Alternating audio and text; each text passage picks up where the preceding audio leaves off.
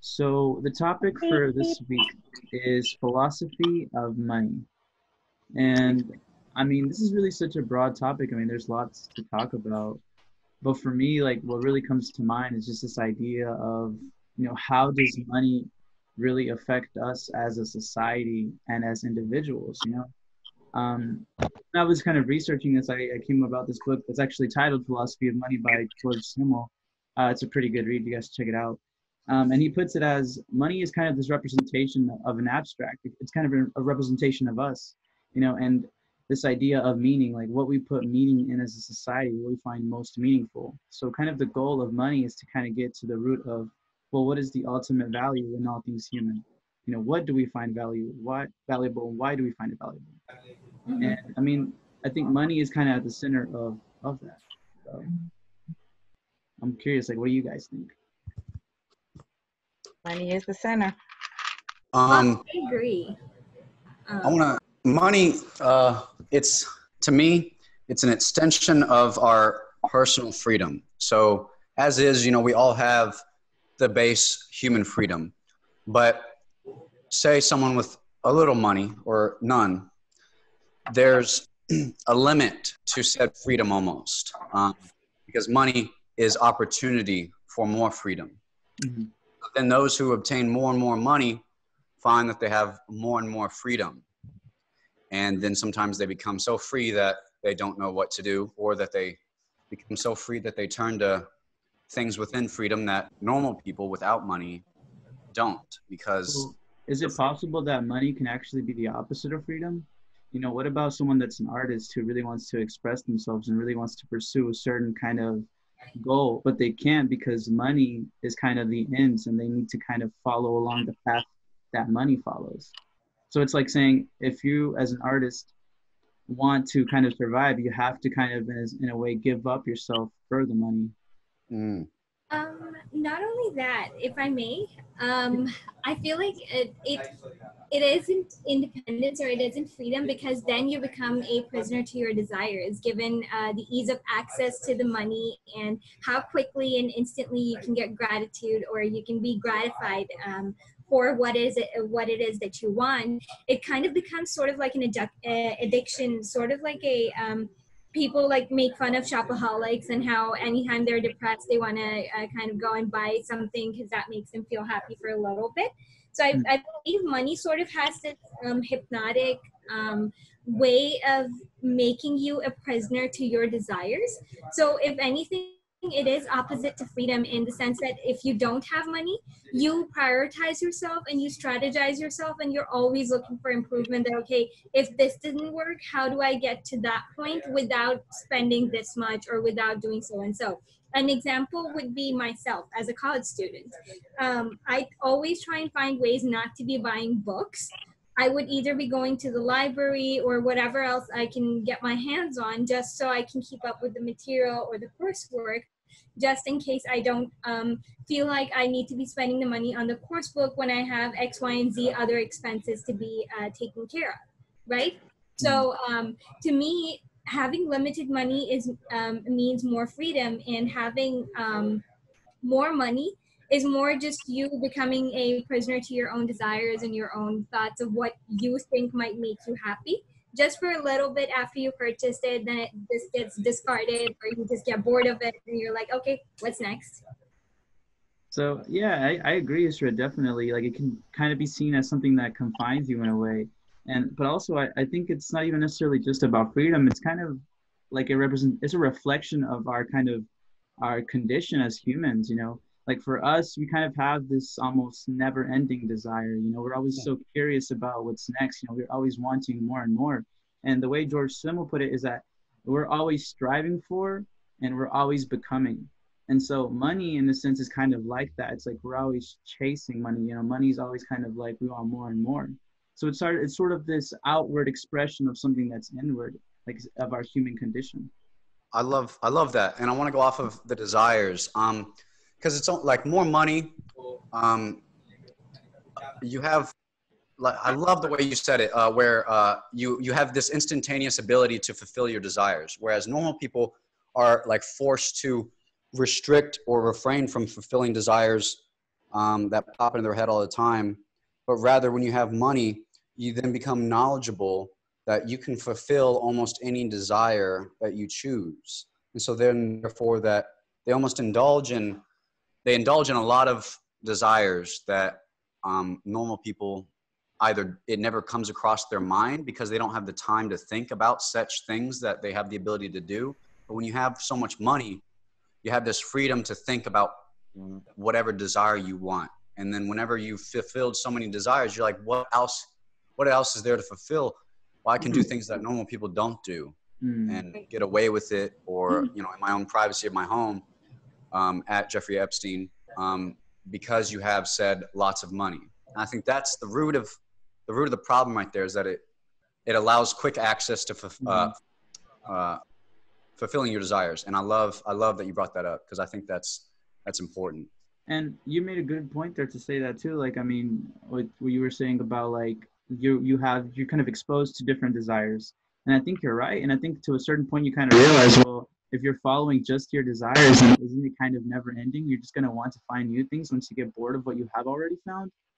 Mm-hmm. And sort Exactly. of that kind of gets to the root, I guess, of the whole idea of like, well, how should we live our lives? Because if you're following desires, it seems like you're kind of imprisoned to them in a sense, like how Ishra said. So, see, there are these, I know, like, knowing Yusha and how he'd respond to it, he would most likely say that money helps me buy things that make me happy. So in case in point, I'd be buying my happiness, or money can actually help me buy happiness. So how would we respond to that, given that we're all philosophy students and we all like to look at those minute points or minute details of how somebody might view their own happiness, or somebody might view two things and say that, okay, it's correlated because it helps me achieve one or the other, or however else it may be. Well, I think that's where you would make a distinction between a desire and a true passion, because money can definitely help you follow a passion, a dream. Like maybe if you want to become a dancer, if you want to become a singer, so on and so forth. I think that's where you'll make a distinction to say, well, what is this just merely superficial, or is this something that I actually find meaningful? And I think that's where you can get to say, well, yeah, maybe money isn't necessarily all bad in the sense that it can help me achieve something that I've always wanted to achieve. Right. Yeah. But at the same time, I feel like, where does it start and where does it end? Because I feel like a lot of our decisions in terms of like our goals of wanting to do things as a whole is kind of centered around money. It's like, I can't just choose something that I love. It has to be something that makes me money, True. So where do you draw the line? When we're told to like pick careers and whatnot, we're told that, pick something that you love doing, but it also should be making money. Like kind of that sweet spot kind of a thing, where if you're passionate about something, make sure that you're passionate about the right thing so that you're making the right kind of money. Exactly. Hey guys, just so you know, if you put an exclamation mark in the chat, that means it's your turn to talk. I haven't seen it yet, so if you guys would like to say something, you can go ahead, and we'll call on you next. So All right. Yasmin has a good point. I don't know if we're looking at the chat or not, but Yasmin says that money helps people achieve a better quality of education, larger chance of business success, and higher work output. Yeah. I think we can all agree that there's a level to money and the use of it. And then there becomes a cap at that level where an excess of money becomes almost a problem to the growth of yourself, or almost the development of yourself and the betterment of yourself as a human. Can kind of start to combat it, because like we said, because we can, we will, is the problem. That's the root of the problem, I believe, right there, is when someone can do something, they will. Just like Adam and Eve, they had a choice. They could do something, they did it. And bad men in the world, in power, they know they can do something, they will. And I think that's always going to be the bottom line, is that when you can do more, you will then, when you have the ability to do more, you will do more. Yeah. You're sort of tempted in that way, you could say. But also, I mean, it also kind of comes up with another problem of money, is like there could be advantages and disadvantages in the society. because to one point it's no longer measured by a skill and who's actually qualified. It's moreover, oh, who's at the right place at the right time because of, because of money. you know you have families where kids who are born to poverty, and then you have other ones who are just born to wealth, and then you kind of get to this disparity in a society where essentially, it's like a cycle for people to be in poverty. But I'm gonna go ahead and call the next person. iPhone. I don't know your name, but I just know it's iPhone. Yeah, okay. Can you hear me? We can hear you. Yes. Okay. So with the thing with money, it depends. Money is the stage of life. Every stage of life, of course, you need money. However, what you need money for is different. You may, in the beginning stages, you may need it for food. However, in later stages, you may need it to help someone else out. It's not that money can be a bad thing. It's only a bad thing if you allow it to be a bad thing. Money can be a good thing as well. As a psychology major, I'm not a psychology major. However, I did take psychology. It says giving is a form of happiness. So you can give with your money. Some people don't have, so you can assist with scholarships. You can assist with food. You can assist with housing. That's something that money can do. Yeah, definitely. I agree. It's a good point.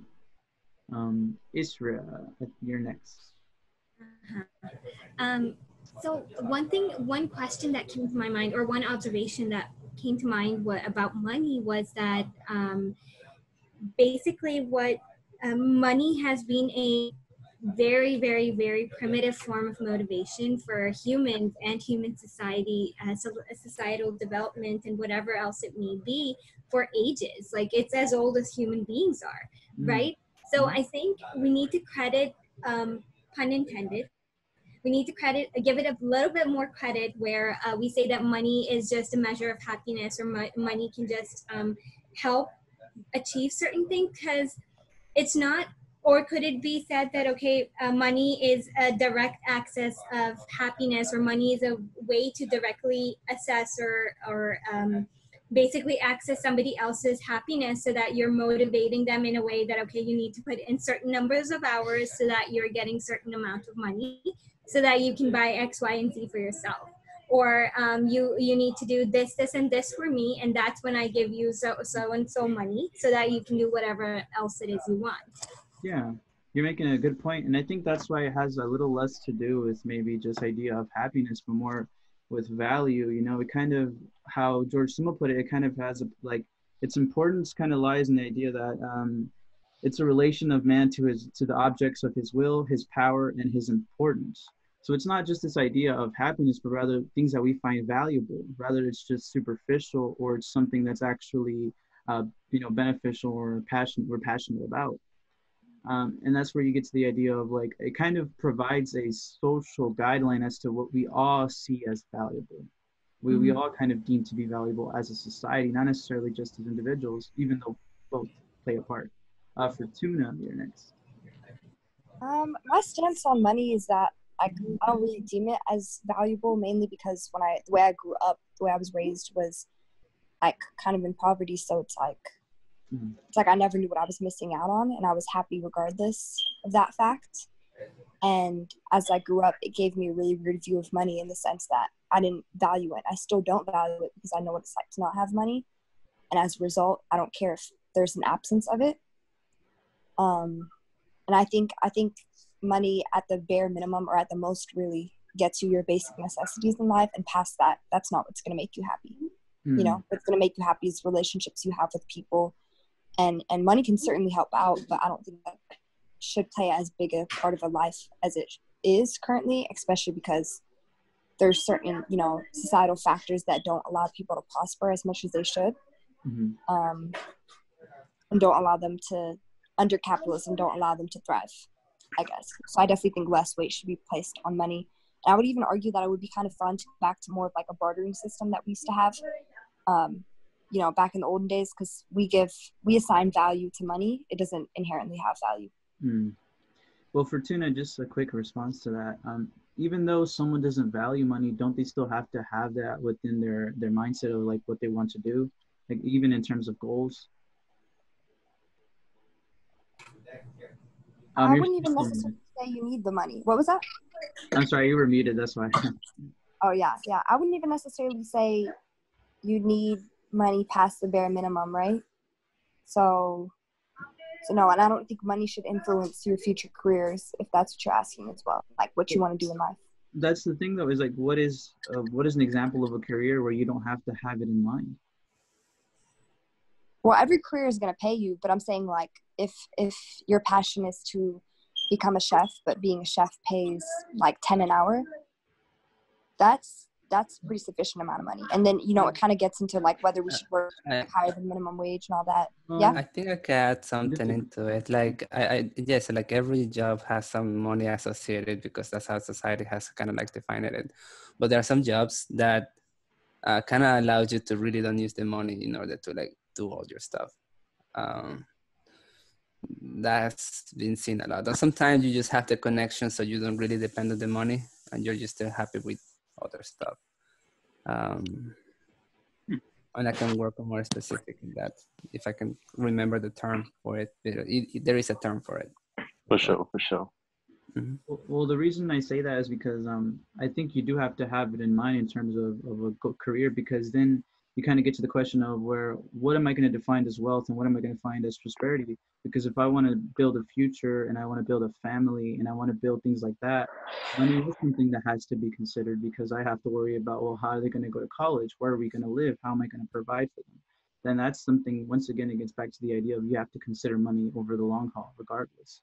Yeah, but that is if you want to have family, for example. Maybe your perception of happiness is just being by yourself and just walk around. But I guess that comes into mind more like your goals, personal goals then. Yeah, that makes sense. Okay. You also don't need anything besides the bare minimum, I think, to raise a family. Like there's scholarships for students who, you know, are low income and can't afford college, or you can take out loans and all that good stuff. So I don't think you necessarily need money to like start a family and find like that happiness in your life, you know, in my opinion, mainly because I'm speaking, you know, from my own experience, I guess. All right. Sorry, Marcus, it's your turn. Yeah, no, I love what you were saying, Fortuna, because and it reminded me of a little Bible verse, and I want to share it with y'all real quick. It's from Ecclesiastes. It says, it's chapter 10, verse 19. It says, a feast is made for laughter, and wine maketh merry, but money answereth all things. So just like you said, when we don't have money, we almost don't recognize that we need it, because we are already fulfilled almost by the basic needs that we find ourselves around.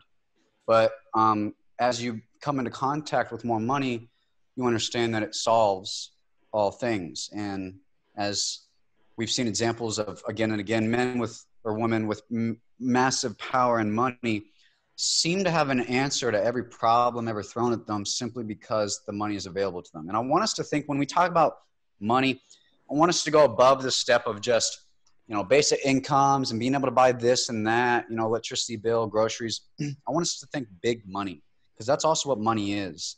There's people in the world with money. And we talk about, you know, someone mentioned, I forget who, but they said how the more money you have, you know, the more you can give it away. But there's a lot of people who don't do that. There's a lot of people who don't do that, and they choose to hoard it. You know, imagine if if all these rich people did give away all their money except the bare minimum that they needed. They don't need a $15 million mansion, I would imagine. You know, I live in a little apartment. I'm pretty happy. You know what I'm saying? It's the greed, and then the knowledge that you can do more with it and that it's yours, that starts to corrupt man to a point where it is self-serving only. It is only self-serving. And these men with massive wealths, I can't comprehend it. I don't know if any of us can truly comprehend having a wealth of 100 billion. You understand? Like this is one of the richest people in the history of human history, like in human history. Like the man could build private army that like dwarfs many, many countries around the world simply because of his wealth. I think that's something I couldn't make an army for shit. I could pay a guy maybe $20, you know, to like fight a guy for me. I don't know. Yeah. But Jeff Bezos, on the other hand, can have a whole army, tank. Like the man has power. Mm-hmm. And that's what comes with that's the knowledge that you have more power with the more money you have. And so as you start to accumulate it, and especially if you accumulate it in a quick fashion, you understand the power that it gives you, and you like the comfort. They enjoy this like massive comfort of safe power, and they love having it at all times, and that's why they don't give it up, because they like knowing that they have the power there. Yeah. And I think that's why we see so many rich people continue to get richer and richer and not give it all away. It's like, I would like to think all of us, or at least some of us, or maybe just a few of us would, man, if I got that rich, man, if I had 100 billion, man, give 99 of it away. I don't even need $1 billion anyway. Give me $500 million. I don't even need $500 million. Give me 10 million. I don't even need 10 million. Give me 5 million. You know what I'm saying? It's like, but the degrees, we're so, I feel we're so ignorant to the true, this massive wealth that some people have. And so I want us to consider that, and how a man reaches that point of like, of his heart or soul or mind of corruption or whatever. Because the man doesn't work for 100 billion now. He doesn't work a lot of hours to make $1 billion. Okay. He's done something that has provided value or service or whatever, and then scraped every extra dollar he could from it for himself, et cetera, as many people would do in a capitalistic society that worships greed, and it worships the production and accumulation of money. That's the whole point of this capitalism. Yeah. All right, Marcus. Marcus, yeah. I'm going to yield. I'm sorry. Yeah, this is a beautiful speech. But It's some really good points. I like what you said about it. Like, there's a certain perspective we kind of miss in terms of just that great wealth. And also, it's like people who chase money in that sense kind of fall in love with money. But yeah. Kenny Rocio. Yeah. Like, before I start, I just want to say, hold on. Before I start, I just want to say what's up to Mansi again. You know, because I just say what's up to Mansi, my. Oh, hey, what's going on, buddy? I'm sorry, you're a little choppy, but yeah, how's it going, man? I'm glad you're still here. I'm glad you're hanging in there. Good to have you. I guess I'm joined the club now, since I'm getting interested in philosophy now. That's fantastic. Yeah. Okay, so like what Marcus was saying about the whole Bible references with some money, I know that's pretty common. Like, not just for the Bible, but for emotions, really. Because I remember the 900 Judas betrayed Jesus Christ for 30 pieces of gold. And money can pretty much be the main motivation to cause betrayals. But not just betrayal, but anything that's against your moral values, really. Yeah. Yeah, if I can respond to that, I'm sorry, go for it. Like, you can respond to it. Oh no, I like that you're kind of building on that on Marcus's original Bible reference there, because again, it is really interesting to me when you have these really kind of quote unquote sacred texts talking about or presenting something like money in a way that, on the one hand, seems perhaps positive, and on the other hand, maybe negative. It seems like even all the way back then, the indication is that money or currency, however you want to put it, it's sort of neutral. It could be used for good or evil. And also, the effect it could have on somebody could be good or evil. And again, I'm using these words good and evil in a very loose way. But, again, this idea of money and desires and happiness, I love how we're linking these ideas together. There's this old saying that goes, once you've had filet mignon, you can't go back to ground chuck. Have you ever heard of that saying? It's kind of old-fashioned. Where's the beef? Have you ever heard of it? No, but the idea is this, is that, and Plato talks about this in a dialogue called the Gorgias, where you can introduce certain forms of pleasure to your soul, is how he puts it. Mm-hmm. But if you develop all of these desires, life is going to become very difficult. You're going to become sort of in the service of these desires that you never would have had if it weren't for maybe the opportunity to experience a certain thing. And that's sort of where money comes in. Obviously, Socrates lived very frugally. So, Plato came from a very wealthy family. So they had some interesting things to say as well. But yeah, I think it's interesting to note that money can, on the one hand, get you wrapped up into things that aren't necessarily freeing, even though you weren't free to even experience them before you had the money, if that makes sense. I see what you're getting over there. Saying we can really express ourselves with some money. It takes a while for me to think about what I know what you're saying basically. Yeah, it's basically it's like this. Some people only want 2 or 3 things, and then they experience something they've never experienced before. Now they want 4 things, and now they want 11 things, and now they want 30 things. Yeah, And now I understand what you're getting. It's like now your life is just devoted to trying to satiate these desires that maybe you didn't originally have when things are a bit more simple. I think that's kind of to Fertina's point too. Yeah, like I said, because I know my brother, like he has a big passion for shoes, like Nikes and all that stuff. So it was a long time ago when he first bought Nikes, Jordan 1s, bought like a couple of them, he liked them. And then after realizing he had more desire into them, he pretty much bought a lot of them. Not from Nikes, but from other brands as well. Yeah. And before you know it, it's, I mean, could we call it an addiction? Something along these lines. Or is it, Something like that. Or it could be just a passion. And there's some other stuff I wanted to say as well. Like, please. When it comes to student loans, I know it's let me slow down. I know it's a serious problem in America right now, since many former students own about $1 trillion. And like I don't know who said it, but I think it was Fortuna, but saying that although you don't really need the money to go on where you want to be, like a chef, but it depends on how much they pay. And I know that some students who graduate with like 100,000 will usually get a job that pays at least 100,000 a year. So usually that's why they tend to take many years to pay it off, 20 or maybe 30. Because I have a friend that was from Dallas that went to some university near San Antonio that owns around 180,000 for a psychology major. And I heard that you need a doctoral to get to at least 80,000. I'm not fully sure, to be honest, but that's what I know and how big serious this whole loan problem is. Yeah, I like that. I like, again, linking this idea of money and value to education, and their kind of interesting connection. I mean, look, I can relate to that. I'm philosophy rather than psychology, but I can start to relate to that.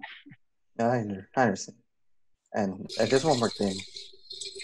I don't remember. Oh yeah, I think Marcus said how people get, like the rich tend to keep most of the money and then don't tend to get it off. Because I remember back in high school, I learned about this trickle-down event. Trickle-down thing that I think it was Reagan that created, where the rich gets a bunch of money and then he thinks the rich will just give it down to the middle class and then the middle to poor. But like you mentioned, they can be controlled by emotions like greed and all the other stuff, which is why it's a problem for low income people to make money and how the rich keep getting richer. Yeah. We're going to go to the next person, Fernando. Yes. I mean, honestly speaking, the conversation has been long, so I don't remember exactly what I wanted to say, but maybe I'm mistaken, so that's why I'm doing the question. Part of what the topic today is also see about the corruption side of the money, right? Because I do see that we're talking a lot about happiness, but money also corrupts. So I don't know if you were talking about it before I actually could hear the conversation. No, but how does it corrupt, do you think? Because I'm not sure that's the case. You don't think? I think Marcus spoke on it a little bit. Yeah. Yeah, tell me, please say more, Ferdinando. Yeah, tell me all about how money corrupts man. Because I'm with you there. That is weird. This is a deal with us. We never really agree, but am I mistaken then? I think I'm mistaken now. I'm second doubting myself. But this is a deal, like, for example, I do believe that if you don't have a strong set of morals, or like if you don't really know what you want to do, or if you're not very convinced, money can take you away from whatever you're doing. For example, let's go with with the example that Fortuna said, that you want to be a chef, and that's your passion since you were a kid. You were outside, you get like dirt, and you start like do like pizza with like grass and stuff like that. So you are always live for that, and you wanted to be that, but then you go and you can't live with it too much without the payment that they're giving you, and you're like struggling, and maybe that can take you to like a different route that maybe you from there, I don't know, start selling cocaine or something like that. So without noticing, like you start looking for the money and you forget your passion, and you start like not going with that inner side that you really like were meant to do, you see. So like it is, I guess, true in the sense that Mansi said, like it's not necessarily the money, but it's you pursuing it that is going to take you like away from it. It's more like how strong you are internally. I have to disagree with you guys on the basis that I don't think money corrupts. I think it's already something it's within you already. It's something that's internal. It's a reflection of what's internal. So it's like if you're so quick to give away to money, like to give into money, that's because you're quick to give into desire. Not necessarily money is corrupting, but rather it's something that already exists within you. You know, because you do see people who are prosperous, who are rich, who do still give to charities, who do still give some of their money away. So it's not necessarily the idea that money corrupts you, but rather you yourself are more prone to be corrupt. But I don't, well, I mean, I do see your point, but I'm not completely sure if it is just that. Because let's say this, I mean, let's say a person who's rich and they just desire money and they're just so kind of, they're gone away with it, you know, what do you think they'd be like if they were poor? Do you think that they would also be more willing to be giving just because they're poor? I think they'd probably in some way reflect that desire within them regardless. I see what you're saying. So it's not necessarily that it's money that corrupts you, but rather... Yeah, but it can, but I mean, I think it's a cumulative of situations. Because maybe sometimes like I've met very poor people who are so given, and also I've met very rich people who are very given as well. But sometimes they're just in a bad situation and they just kind of like, that's one of the elements that can take you to like the corruption. Yeah, I think I agree with that definitely, because in that sense, it's not necessarily just money. It could be power. It could be, you know, any other thing, anything like that. Because, you know, money in a sense kind of goes in line with power. Or that. Yeah. Oh, there you go. Okay. So is it safe to say it's my turn now? Yeah. Yeah, sure. Okay, so this leads me very smoothly into what I had to say, both to Marcus and Fernando, is that money isn't the only form of, or the only source of corruption, though, right? Because money is just one form. You can have influence, you can have power, and that can corrupt you as well. That taste of, okay, I can manipulate people to do what I want without doing much, or I can do this, this, and this to achieve my ends without actually spending a penny, right? So saying that money, yes, money typically is the very good culprit of corruption, but money isn't the only form or the ultimate form of corruption. There are other ways that people or humankind can be corrupted. Yeah, but I don't think we were saying that it was the only element. We were saying that it does play element. The emphasis sort of made me think that y'all are just attacking money without taking other things and human nature into consideration. That, okay, human nature is very moldable, and given that what we find given the things that we find pleasure in are some things that become objects of desires, and that desire could be achieved in multiple ways, whether it be just through money or through power or through even influence or spending time with one or the other person and so on, right? So another thing that I wanted to respond to Marcus was, one thing that he said was had to do with like money and wants, but I feel like the way the money corrupts specifically, the reason I'm talking about that is because today's topic is money, is because money, when wants turn into needs, I believe that is when you feel like you need to hoard on to more money. Because yeah, you're right, you don't need to live in $100 billion mansion. It just, you think that because of your income status or so and so, because the house serves a certain purpose, you want to hold on to that much amount so that you're able to buy or live the way you want to live.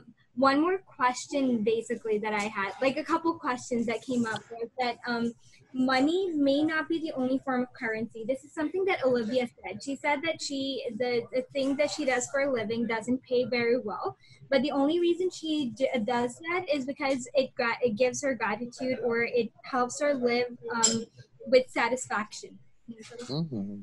So I feel like in that form, or in that way, her form of gratification converts from money to the feeling itself, which kind of doesn't make money as important to her. And I feel like there are people in this world, whether rich or poor, who are of similar mindset or of similar mentality, where serving others is serving them better or giving them better feelings than acquiring or holding on to the money or the wealth itself.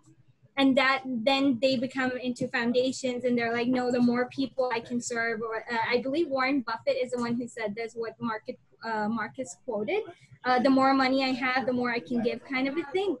That I believe is only something that a few people are able to associate themselves with, rather than saying that, okay, everyone or most people who have the wealth. Oh my God, how long is she gonna talk, bro? Okay, Excuse me, but you can mute yourself if you don't want to be saying that. Let's keep it cordial. Yeah, let's not do that. I believe I have said my point. The question that I would pose is, at what point do we change the currency from money to time? Because slowly but surely we are getting into that mindset of where time is money, right? And we've already seen a lot of like futuristic movies and a lot of books about it that says, okay, now time is currency itself. It's a good point. It's a good way to put it. Yeah, hence an hourly rate. Yeah. Let's go ahead and go on to the next person for Tuna. I think Isra, yeah, I like the point you're making about money being about time more so, but I think that with normal people, time really isn't a currency, and it's more of the extremely rich that time starts to become a currency, which is why extremely wealthy people will buy private planes to avoid waiting in the airport and such, and to just get to their destination quickly. So for them, I think it becomes more of the time issue. But also with extremely wealthy people aside, I think we're focusing a lot as a group on the extremely wealthy, and we're not focusing on ourselves in general and the power that we have with our own money in terms of giving our money to certain corporations that make millions and billions off of us, and we're not really considering how much money and how much power we actually have. Like, for example, so I think we can all agree that where you spend your money can contribute to causes, whether you believe in them or not, and certain corporations will also donate to certain political candidates, right? And so, for example, if you support Johnson & Johnson, there's a website called progressiveshopper.com, and it basically tells you how much % of PAC contributions they do to Democrats. And I can assume, you can probably assume that the rest of it is towards Republicans or third parties. And for example, Johnson & Johnson funds anti-abortion politicians, and they also do not support LGBTQ plus rights. And then in addition to that, Johnson & Johnson owns Band-Aid, they own Benadryl, they own Pepcid, they own Motrin, Tylenol, and so many other companies. So in a sense, you have this illusion of choice between different companies like Motrin and Tylenol. But either way, that money, your money, is ultimately going to people you may or may not support and to causes that you may or not support. But we as a people, as a collective, we do definitely have a lot of power with where we give our money to and what corporations we give our money to. So I definitely think we all need to take that in consideration, that just because we don't have as much money as billionaires doesn't mean that we're necessarily powerless, you know? Yeah. I think it's a measure to the degree of power that we do have, though. I think that's It is. But as a collective, I definitely think that we can, you know, put a lot of,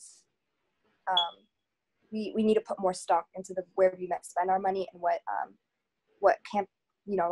campaigns that we put it towards or what causes that we put it towards, and be more mindful of that. Even if we end up having to spend more money in the long run, it's gonna, I think, make our existence better. Yeah, I agree, definitely. Marcus. Well said, Fortuna. I want to talk a bit about the more of the political side because another piece of the topic was money, corruption in politics, and how, especially in the type of society that we live in, it seems capitalism specifically, okay. It seems to be the fact that big money interests almost get served first over the people, generally speaking, because of the ability to, oh man, what's the word? It just escapes me. What's the word? Someone else say it. It's Say it. Talking about lobbying or? Lobbying. Thank you. Yes, that's the word. Yes. It escaped me for a minute. Yes, lobbying. Obviously, big interests get served before the little ones. Even though the little people have more voices, the big money have a louder voice. So therefore, their interests almost get served first. It's like a never-ending. The rich get rich, and then the rich get richer by serving their own interests, okay, over the common people. And I love the idea, that money is not it doesn't always have to corrupt, okay? Because I don't think it has to, or neither does other things of nature that gives you more freedom. But I want to speak about, there's a certain president somewhere in South America. I have the tab pulled up. I want to speak to you guys about him real quick. His name was Jose, I'm going to butcher his last name, Mujica. Oh man. Anyway, the man put, he put over, he's quoted as being the world's humblest head of state due to his austere lifestyle and his donation of around 90% of his $12,000 monthly salary to charities that benefit poor and small entrepreneurs. There's a video about this guy where they show the house he lived in and the car he drove, and it's like worse than most, like even middle-class people or even lower middle-class people. The man was a man of position of power. He was a president of a country, but still he wasn't corrupted by the money. And I love nor the power. And I love that idea where we talk about, again, money not being the only corrupter, but I do believe it is the ultimate corruption of man versus all other things. Because again, power and influence, what does that give you? It gives you money. Being able to influence things. Don't people pay you for being an influencer, etc.? Don't people pay you being in a position of power, etc.? So therefore, I truly believe that money is the ultimate corruption because, again, it solves all problems. And I'm trying to think if there's anything else I could add, but that's about. It seems like you're saying that you have to have a very strong sort of inner will to not be corrupted.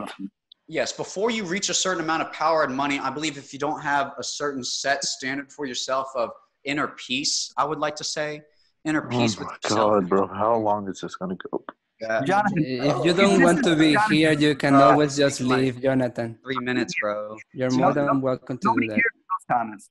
Please, you can just leave. You don't have to be. Sorry about that. No, Sorry you don't about have that. to.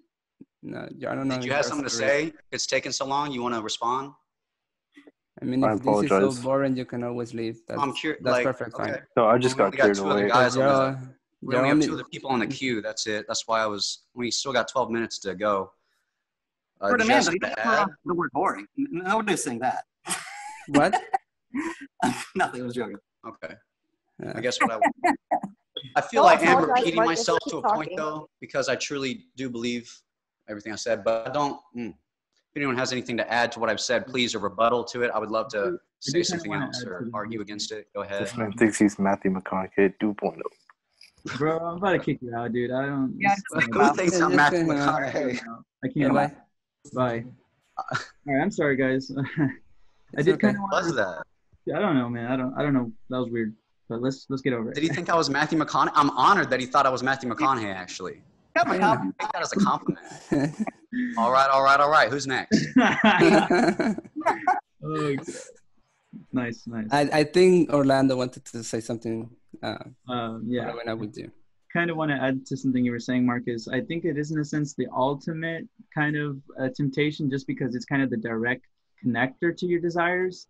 But I also wanted to say, I mean, I think when we were talking about politics too, you also have to consider that these big corporations that have so much capital in our system also have this direct influence because they are like the direct sort of proponents to the market system and like how it grows. And so they kind of affect our economy in such a way that if they fail, or if they don't, they don't succeed, our economy essentially suffers from it. So because they are the direct factors in this, they kind of have this direct influence, not only over our economic system, but over our political system. So they kind of garner this power and this influence over us in a way that we don't really even know of. Yeah, that's all I wanted to add to that. So B is next. Oh man, every time I'm about to say something, the topic changes and I'm now way behind topic, but I wanted to piggyback on what Fortuna said about the chef, if that's okay. I feel like it's already way too behind. More than okay. Go ahead. Okay. So it's really easy to choose passion over money, and I used to believe that money isn't important, and I still do it in some certain point of my life. But my dad thinks the other way, and I did tell him about how I do not like I just need enough money to survive. I'm not really interested in earning a huge amount of money. But he said having that sort of mindset is selfish. And at first I was surprised for him to say that it's selfish to not want money, but he said that you only care about yourself and you don't care about the people around you. Hence it is selfish because it's your responsibility to take care of the people around you. You have your neighbors and your family and your mom and your dad, and you have your brothers and you're the eldest. And as part of a family, as part of a person, as part of society, you need to be the very best version of yourself. And if you choose to settle for the lowest version of yourself, that is being selfish. You only care about yourself and you don't care about others. And I really hated that he thinks that it's selfish to want less money, but it kind of made sense because at the end of the day, if you live in a society, it's at least you have some certain amount of responsibility in your hand to do something for the society. And I guess money can be very corrupting, but it also can give you the power to help others. And that's why the idea of money is very weird to me, because some people say you need to have more money to live, but then other people say that if you have more money, because I watched Breaking Bad recently and I've seen how the dude Walter White was surrounded by billions and billions of money, but he can't even talk to his own son. So money can be very destructive, but we do need money in life. We do need it for ourselves and for people around us. Yeah. Wow, that was a really good point. That was good. I'm glad you said that. I think that kind of gives to the idea of like money and power, and like in a sense, if you're deciding to be a hermit and you're deciding, oh well, I just want to live within my means, in a sense, I guess you kind of are being selfish, because if you are able to kind of garner money and help others in a way that you wouldn't without money, in that sense, you kind of are seen as selfish in a way. But I don't know if that's always the case. But yeah. Looks like we don't have anybody next. Anybody else want to say anything? I think there is one person missing. Was it Isra? It might have been Isra, actually. Let me go back. For what? I think you were next. No, she can go though. No? If you have anything to say. It was a question that Fortuna asked. I'm trying to look through the chat. We sort of got derailed, but I think Fortuna is still on call, right? Yeah. Fortuna, where is the question? Does money buy happiness? Is it that question? No. It was another one. It was right around the time Marcus was talking, and I think it was a question for Marcus and just for everyone in general. But does money solve all problems? Yes. It was a good question that you asked. Seriously, does money solve all the problem? And I think you need to separate that into aspects in that scenario. One would be the physical and the other would be the emotional. At some extent, the emotional and physical would be, can you hear me? Yeah. Okay. I can hear you. Okay. Yes. So I would say you need to separate it into emotional and physical in terms of problems. When you say those problems are sometimes intertwined, where we said, okay, if someone's suffering emotionally, their physical being is suffering as well, and vice versa. If somebody's suffering physically, they might be suffering emotionally as well. Because passion is an emotion, and like B and everyone else had put it, passion doesn't always obey money. Passion is passion. It will never say that, oh, I'm passionate about so and so because I want so and so money. It could be the other way, that yeah, because I'm passionate, it could be that I make it so good that it makes me a fortune. But it'll never be that, oh, because the money is there, I need to find within myself the passion for so and so. As far as the problem solving goes, I believe some could be remedied by money, but others need to be able to remedy your emotions as well. And when that thing doesn't correlate, I feel that's where the money ball kind of drops, and it says, okay, money isn't the solution to everything. I don't know how much sense has that made, but it kind of made sense in my head. No, that was a good rebuttal, or a good way to put in terms of her question. Fortuna, I think you want to respond. Yeah, I like what you're saying. I think that in terms of like whether money can solve problems, I like that you concede that like it can solve some problems, but I think in terms of the important issues in life, I don't know if it necessarily solves, because I always go back to Maslow's hierarchy of needs whenever I think about money. Mm-hmm. And sure, with money, you can solve the psychological needs. You have food, shelter, sleep, clothing, etc., right? Mm-hmm. And that is basic necessities that most people in this country at least have or can get through government support. So that's why I say like having money isn't really a big concern of mine in the future, because I think that I'm going to be okay no matter what. And then you also have personal security, like safety needs, employment, resources, health, right? Mm-hmm. But beyond that, I don't think that money can provide any of that for you. Money can't provide friendship, intimacy, family, respect, self-esteem, strength. And it also definitely doesn't provide any sort of self-actualization. So I think in the sense of what makes life worth living, I don't think that money can make life worth living. Money is just a mechanism to get other things, but money inherently is what I'm trying to say, that and money inherently doesn't have any sort of value. To that, regarding money can't buy respect, friendship, happiness, and so on, I think my response to that is, to a degree, a cheap imitation could be bought. For example, if it's a king or somebody really, really rich, like our president, he who shall not be named, he's earned some people's respect based off of some. She really thinks she's the next Michelle Obama. Well, this guy, how he arrived again? No, I think I don't know, maybe he has too, but it doesn't matter. I'm just gonna kick him. Okay.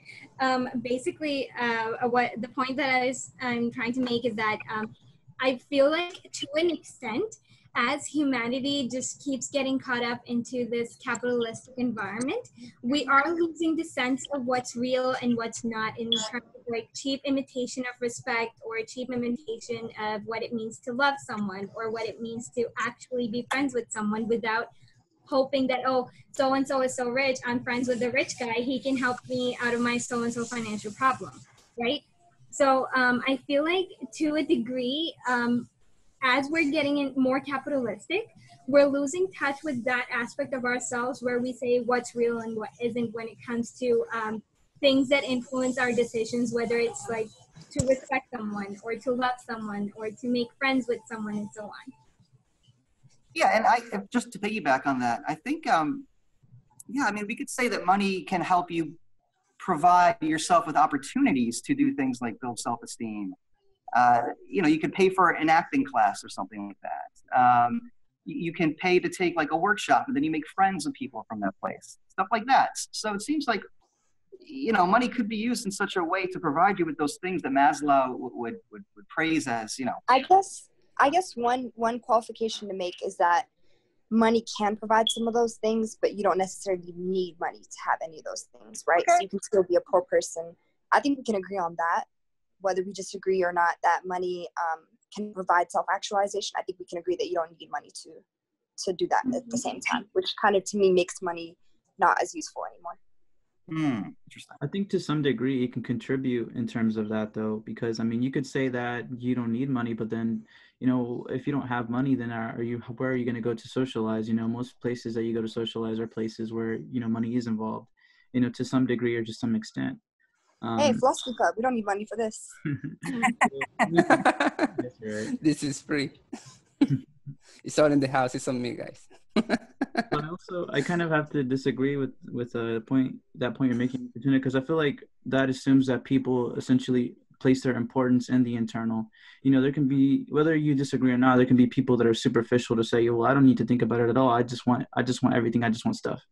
And if that's the way that they're living and that's their life, then essentially that doesn't necessarily atone to what they're saying. But people who live like that, I feel like usually don't end up happy, right? So you hear, the stereotypical rich person who maybe they grew up in a rich family, but they don't have a connection with their parents. I forgot we were talking about that earlier, but I think that they still crave that regardless, crave that human intimacy and those authentic relationships, even if they pretend like they don't. And I think you were making I think there you're kind of just saying, oh, this is what happiness is. I think it differs from people to people what happiness really is. It's a subjective thing. Can I throw something out there real quick? All this talk about happiness and the corruptible side of things. I want to take it back to this connection of money and passion. The people are kind of keying in on, because I think it's a really valuable, insightful connection. Let's put it this way, and this ties back to a previous topic. How to put this?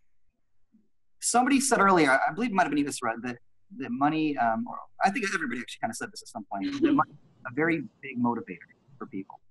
And a lot of times people argue that the best art is made through an attempt to escape poverty, or because of kind of a poverty environment, people turn to arts to create.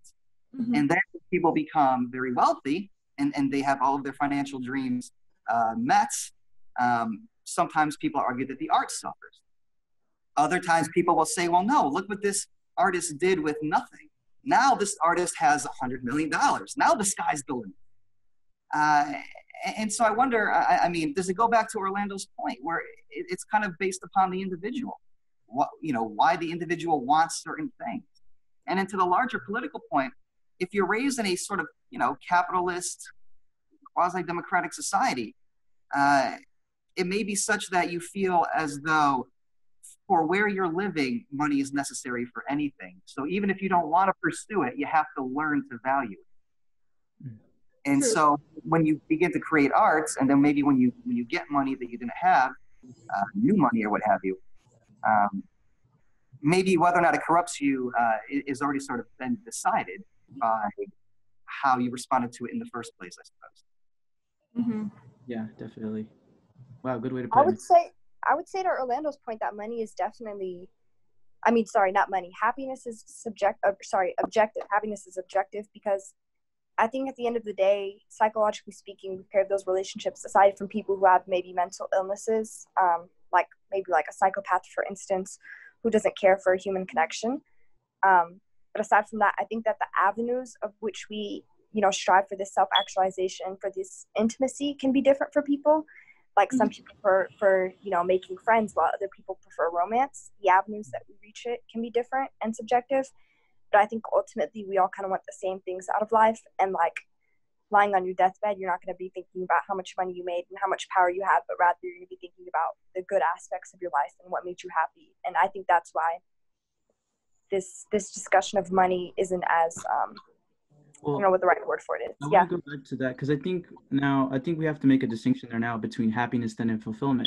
Because happiness can be seen as a sort of fleeting thing that's this kind of temporary thing. Someone could go and say and claim all of the dopamine in my head, when did I get from these certain social aspects, is the happiness. Right. And looking at it like that, you can say, well, anything can be happiness in that sense. So I think maybe if you make an argument like for fulfillment, to say, well, if did you live a fulfilling life? I think that's when you can even get to that strong base. But even at the same time, well, someone could say, well, maybe I don't necessarily value friendships because I've been betrayed before. Maybe I don't necessarily value these certain things. Maybe all I care about is my legacy, how I'll go down in history. And if I went down as the richest man or the most powerful man, then maybe that's my fulfillment. And I think that's where we get to the idea of the individual. Not to say that I see it that way, because I disagree wholeheartedly, but, I definitely see that there's a lot of people out there that have that kind of a purpose. Right. Yeah, the distinction should be made. Yeah. I would argue both ways, that money and happiness and fulfillment can't be achieved by money, but I see what you're saying about that distinction needing to be made. I sent a link in the chat to a great article about a certain philosopher's idea of happiness. And I encourage you all to read it. It's a fantastic article. But let me read you an excerpt real quick from it, where he said he taught that the most noble thing in life, he said he taught that the most noble joy in this life is to enjoy the companionship of true friends. This pleasure the pleasure this gives is far more superior and sustainable than any sensory pleasures. For Epicurus, I believe I said his name right, probably not. The greatest pleasure is to sit with your friends in a quiet place, speaking about philosophy while eating cheese and drinking wine in moderation. And I couldn't agree with him more. I don't know. It seems like we're getting to a very Aristotelian kind of argument here to say that like, only things that are worthy of affection are kind of the ideas of happiness, where it's like, true friendship, true values of affection. I think we could get into a different conversation there. But. So, okay, I'm looking at the time. It's 4:35. Do we decide our next topic here, or how are we doing it? Because I think it's such a vast topic that it keeps pulling things out of it, just as now we started talking about happiness and fulfillment. So I feel like we need to kind of put a halt to this and move on to picking our topic for next week. Sometimes I have a topic idea. Longer, it's okay. Put in the chat. It's okay. We can go longer. It's okay, guys. Summer, right? But I think I'm about to leave right now. So we should. Okay. Yeah. Thanks for coming, Kenny. Thank you so much, Kenny. You guys for coming. I appreciate it. All right. Ishra's like, gosh, one of these guys gonna stop talking. I loved it for the first time. I absolutely I would have loved it. muted my mic long ago. All right, guys. What do you guys have any topic suggestions for next week? I have one, but it's kind of boring. Go ahead. Hey, maybe we'll find it interesting. We might. There's basically this idea called non-ideal theory, and it basically talks about how like philosophy and like normative ethics, it shouldn't be discussed in like a vacuum, right? They have to be applicable to the real world. So, for example, Kant would be a ideal theory, whereas a non-ideal theory would take into account that like maybe not everyone is a rational being, or maybe some people have disorders that make them irrational, or maybe just like stuff like that. And basically I wanted to ask you guys, like, is philosophy for educational purposes? Should we use it for educational purposes, or is it for practical purposes, or is it for both? Like, which one are you guys kind of leaning to? Okay, I like that. What is the purpose of or is it abstract? Should it be ideal or should it be abstract, kind of like that, or? Yeah, like, are we talking about philosophy just for the sake of educating ourselves and enlightening ourselves, or should it be practical, right? I talk about philosophy because it gives me life, so I wouldn't want to talk about anything else. Me too. All right. So. Yeah. What is it. the purpose of philosophy? Something like that. Yeah. I like it. I like it. All right. Thanks, Lisa. Bye, Lisa. Lisa. Oh. So we got that one. Does anyone else have any ideas that they want to throw out? Yeah, that can be a fun one. I'm trying to think. I think we've done such a good job covering so many great topics recently. It's hard to pick. I kind of do like that topic. It's very meta. It's like, what are we doing? We all agree that we value philosophy. That's why we're here. But why do we value it? Maybe we value it for different reasons. I like it. I actually really like that topic. I'm down for that to be the next one. If there's no other suggestions, then that's the topic for next week. So. Does anyone else have any? The trolley problem? The trolley problem. Good old throwback. Come on, that deserves more laugh. What? All right, cool. All right, so topic for next week. Like, you have them, Fernando? No, for next week, no. Okay. I mean, we were talking about like fulfillment at the end, so I was kind of thinking that we can maybe add that to it, but I mean, fulfill. Okay. Ha ha ha ha. What? Thank you. So, purpose for philosophy. Are we all agreeing that that's the next topic? I dig it.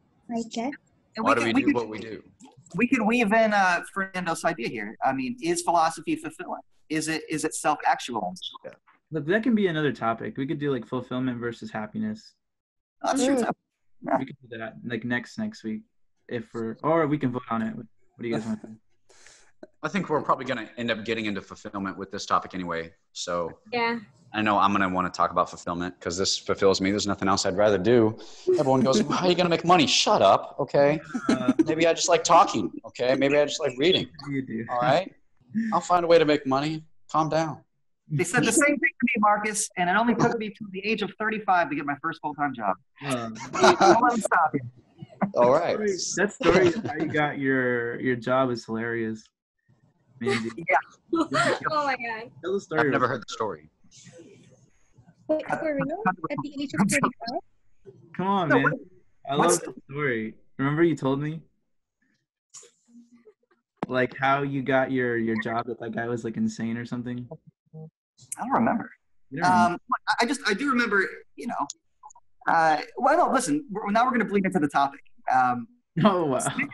I'll bring it up next week. It'll be a teaser of sorts, but it's more like, the job market is very competitive. And so that would suggest that, a lot of people, there is value to philosophy, even though it kind of seems like in general, well, this is actually kind of something I would like to explore. How popular do we think philosophy actually is? Yeah. Out of this group, it's a different story. Interesting. Man, yeah. Philosophy is popular, but people don't realize how popular it is. Like, people don't realize how applicable it is to so many different things that they can be passionate about or have views on. And then you call it philosophy, and all of a sudden, they're like, oh, well, no, I'm not into philosophy, but they kind of are. Yeah. There's something that I've learned after trying to share, all of the things that I've learned or like thought about during, my years of philosophy. It's that there's only so much that people who don't love it can handle. And at one point they'll tell you like, all right, shut up. Oh, wow. Like you gotta, I've encountered this. So that's why I now go in small doses and in nice little corners where there's a nice fire around us, maybe a couple beers in our hand, maybe something passing around, and you never know. But that's where you catch them off guard and you drop some bombs on them and they go, shit, I like this. That's how you do it.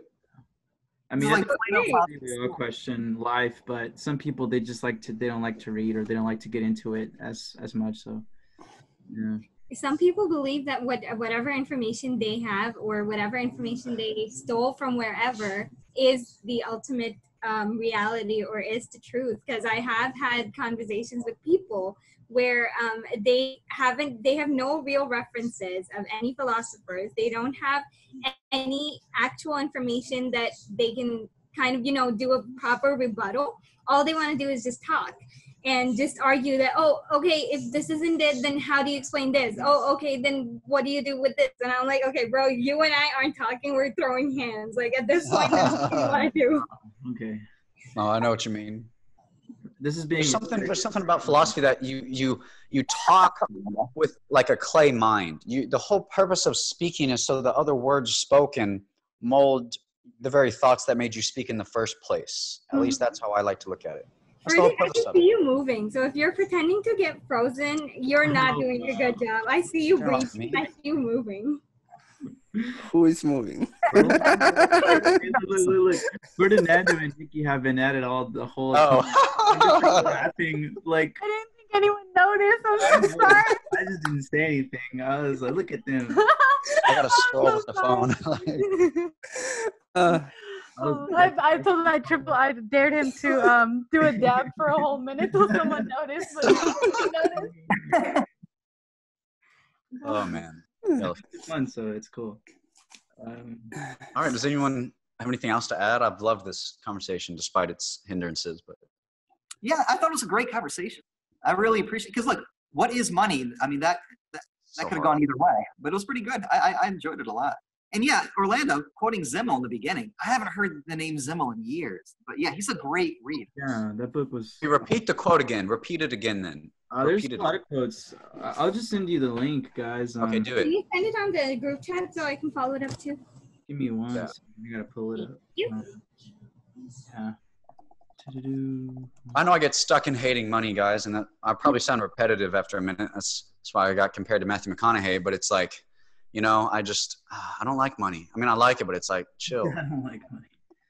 Oh, man. Like those who got a lot of it, all right? It makes no sense. It's not rational. That's my bottom line. There's no rational. Yeah, there is no rationality at all. I think None. money is just a tool. It's like a medium, you know, it's how you use it in the person. I think it's just a reflection of like the inside of who you are as a person, you know. If you're a person who gives back, yeah. Mm-hmm. Yeah, I mean, something that we also could have got into was, you know, the reality of money. Is money real? Which is kind of what Zimmel talks about. yeah, exactly. Is money made? Is money gone? Is money never had? Stuff like that. But All right. Well, I'll put the link in the chat.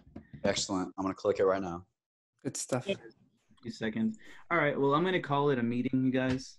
I really enjoyed it. Thanks to everybody for coming. Thank you, Nikki, Priscilla, Abby, you know, Istria, Yasmin, and obviously, you know, Ferdinand, Mark. You're welcome. I can always read my squad. I have so many backgrounds. It's okay. All right, guys. So have a good day, guys. Bye. All right. Bye. Bye.